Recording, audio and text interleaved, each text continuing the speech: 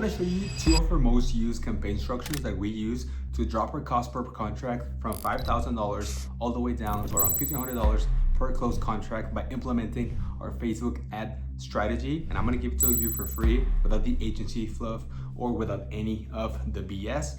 And if you are someone that's interested in firing your agency and you want to take control over your leads so that you have the same results as well, book a call down below so that we can help you scale your ads, and we're going to teach you exactly what you need to do so you can fire your agency. So with that being said, you need to be already doing deals and you're going to be willing to spend at least $2,000 a month in ads in order for us to help you make more money. So with that being said, let's get on with the video. Now, the main reason why I see people fail is because they suck at making ads. So with this SOP, I'm going to show you exactly how to make great ads, right?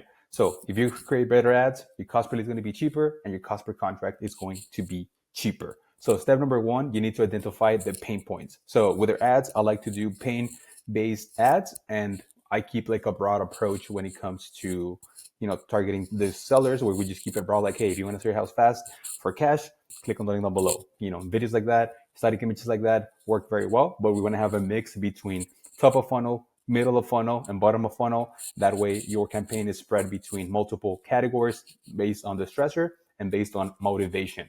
But for the sake of the video, I'm going to keep it very simple. So for example, if we wanted to pick, a pain point based ad where we talk about foreclosure, you can pick foreclosure, divorce, inherited property, cost of repairs, tired landlord. The world is your oyster, so you can choose whatever you think you are good at. So after we identify what the pain point is going to be, then when we're making ads, we need to make very good hooks. Okay, the hook is the first 5 seconds of the video, and that's where 80% of your effort should be. So, those 5 seconds are super important because you want to get the attention, and then you only have like one chance to basically make an impression with anyone, right? So an example of a hook can be, hey, are you falling behind on your mortgage? Hey, did you inherit a property that you don't know what to do with? If you're downsizing and need to sell your house now, I can pay you cash for your house and pay for your fees. That's an example of a hook. And you basically, after you get your hooks, you want to go into the meat and potatoes of your offer and your solution and what you guys do and what you're good at, right? But you want to keep it direct, empathetic, and to the point. You don't want to sound generic like everyone else, but you also want to sound relatable and friendly. That way, when people see you, you can build some trust even before they submit their information.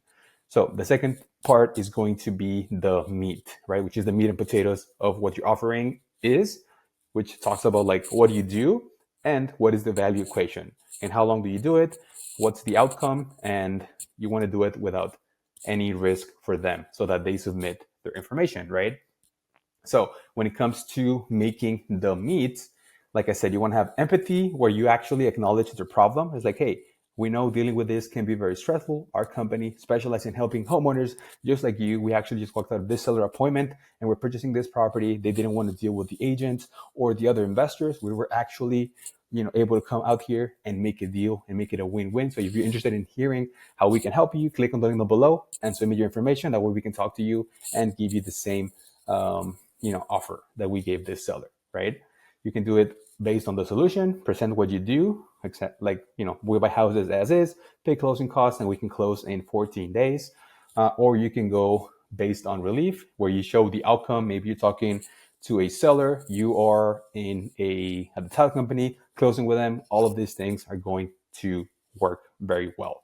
And then example of a sample script. This is very basic, but hey, if you're facing foreclosure, we buy houses in as-is conditions, no repair, no fees, and we cover your closing costs. We have helped hundreds of homeowners sell their home the easy way. So if you want us to help you, click the link down below. And then so first you get the hook, then you get the meat, which explains what you do and how do you do it. And then the last step is the CTA, which is the call to action. And basically what you want to have is a bunch of hooks. So 10 to 20, you record them separately. And then with the meat, like your value offering, you want to have, 2 to 3. I think it's enough. And then when it comes to the call to action, you want to have two to three, right? Example is like, hey, click below to see what your home qualifies for. Click below to schedule a consultation call.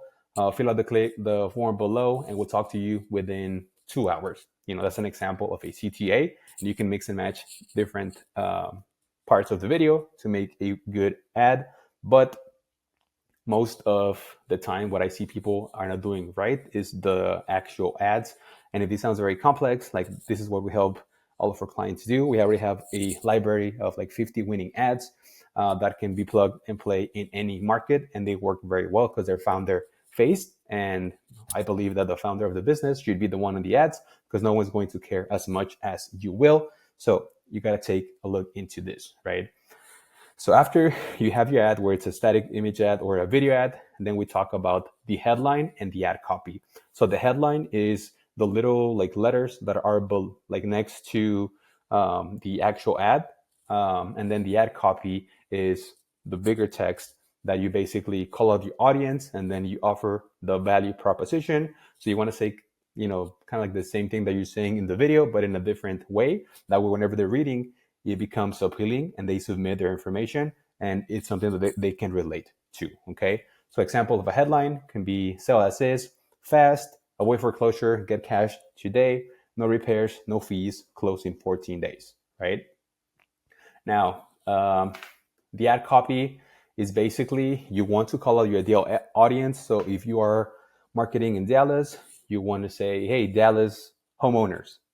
And then you kind of go into what the hook is and the meat and potatoes of your offering. And then you just want to have compelling ad copy that makes the people want to click on the actual ad. Now, when it comes to visuals, you could do founder-faced videos like I do in my videos. You can hire people to record on your behalf. You can hire your friends to record on your behalf. Maybe if it's you on the video, you can have your female friend that is on the video, and maybe she's going to perform better than you will. So you got to be able to use different avatars to get better results. But an example of a UGC video, you can have the same script that you say, you just have someone else say it. And then you can use these people to record a testimonial style on what the experience was with them working with you and your company and the pros, the cons, and all that stuff. And that usually become more relatable. When it comes to static images, they work well, and you should just kind of diversify between video ads and static image ads.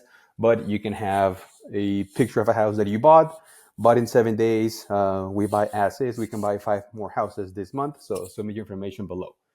And then when it comes to the batch production, I'm going to show you the easy hack. So like I said, you can record 10 to 20, 5 to 10 second ads, and then you can have 3 to 5, meat and potatoes of the video, which talks about what you do and how do you do it and the outcome. And then you want to have 2 to 3 call to actions. And then you can mix and match different ones. And then you can have up to 60 to 100 different ads that you can actually test.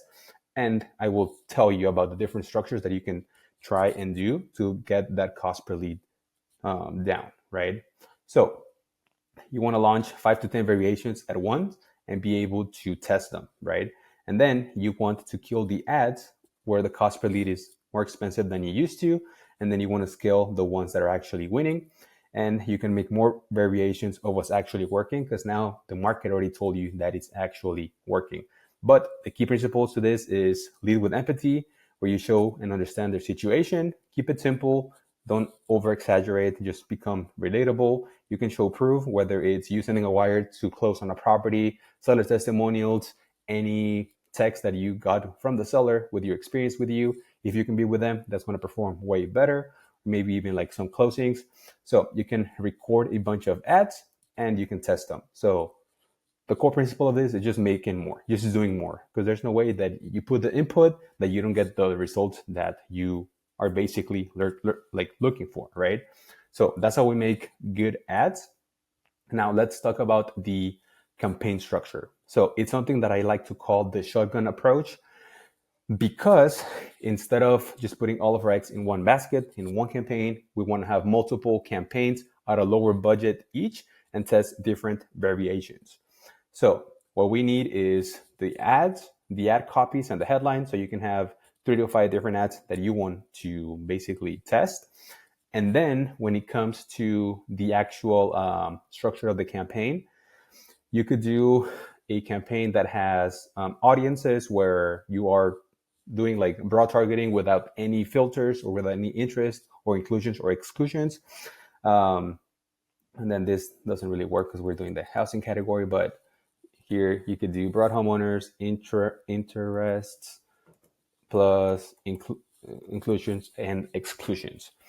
And then when it comes to the actual campaign, showing you in the beginning of the video, when you launch the campaign, you have something that's called the dynamic creative. So what the dynamic creative does is you can plug 3 to 4 different ads, and then you can have 2 to 3 different ad copies and headline. And then what Facebook is going to do is going to mix and match the ad with the ad copy and the headline in different variations to put it in front of people that are most likely to respond to that ad. Okay. And then you have also something that's called the individual ads. So on the ad set level, you know how you could do it based on the campaign budget, or you can do the ad set budget. I recommend when you're starting out doing ad set level, and then let's say that you're spending $100 a day, having probably like 3 to 4 campaigns at $25 per structure. So an example of this would be you do one ad set and you turn off the dynamic creative, and then you upload you 3 video ads with the same ad copy, and then a variation of that. You can do the exact same thing, but instead of doing it individually, you want to turn on the dynamic creative, and then you put the same ads and the same ad copy and see which one is going to perform better. So you want to test it for 3 to 5 days, and after you get the winning ones, you want to scale those into the campaign budget optimization. So it's called CBO. So instead of putting the budget on the ad set level, you can put it on the actual campaign, and then usually that's the best way to scale the winning ads. So we use the ad set to test and see what works better.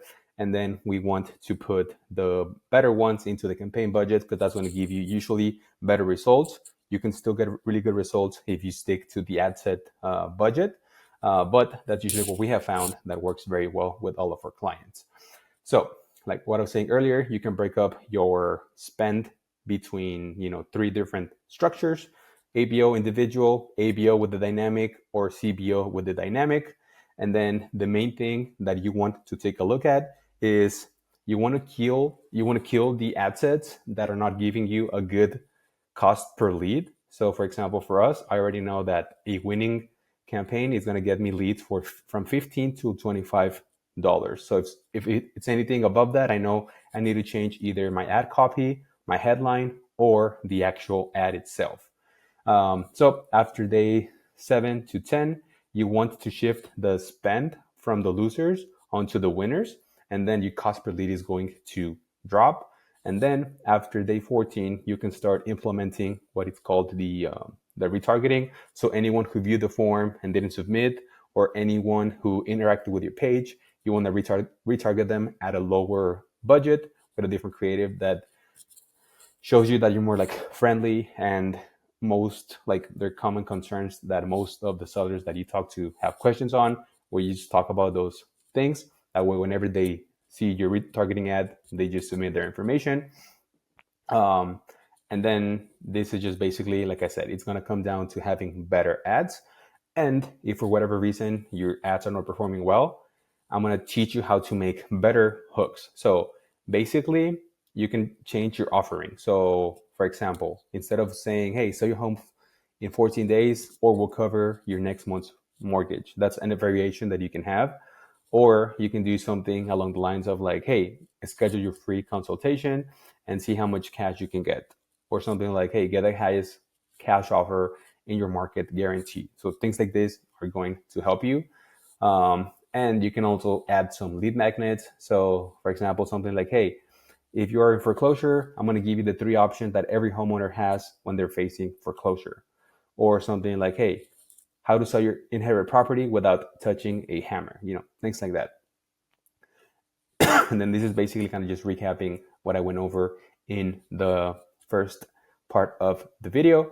But basically, if you are kind of able to test a bunch of these things, and you are able to check on your ads and see exactly how everything is performing, and you get a cost per lead under $70, and So the other thing that I look at is when I know something is working, ideally a campaign that's fully optimized, that's working very well, you want to be getting one lead for every 5 link clicks or less. That tells us that the audience is relating to that ad. And now we know we have a winning ad copy, headline, and video. So we can just make different variations of the actual ad. And we know that ad copy and headline is going to work. So then you know you have the data where you can just test new stuff and keep on having good results at all times. So you're to do, read through the hooks and meets and CTA section, come up with your own hooks, um, plug in the ad copy and headlines, and test the different variations. Because if you do this, I know you're going to find a winner. And like I said, if this seems too complex to you, this is exactly what we help our clients do. So if you are someone who doesn't want to do all the guessing work and you have at least $2,000 that you can invest a month, and you want to have the same results that we're getting and our clients are getting, where they're spending 2 to 4 grand and they're making $30,000 to $40,000 by implementing this system, I want to help you. So book a call down below and let's see how we can help you. Because like I said in the beginning of the video, the most important thing that we can control in our wholesaling business is how much money we make per deal, which we can fix with a good sales process. And the other thing is going to be by dropping your cost per deal. Because in the end, if your cost per deal is cheap and you're making a lot of money per deal, all that is profit. And you don't need to have a huge business to net 20, 30, 40, 60, 100K a month. And I just see all these people that are just trying to overcomplicate things. In the end, it just sales and marketing. And the better that you become at marketing, and the better that you become at sales, the more money that you are going to, the more money you're going to make, and you're going to be able to have a better business. So I hope it was valuable for you guys. If you have any questions, feel free to send me a DM on Instagram. And with that being said, I'll catch you on the next video. Thank you.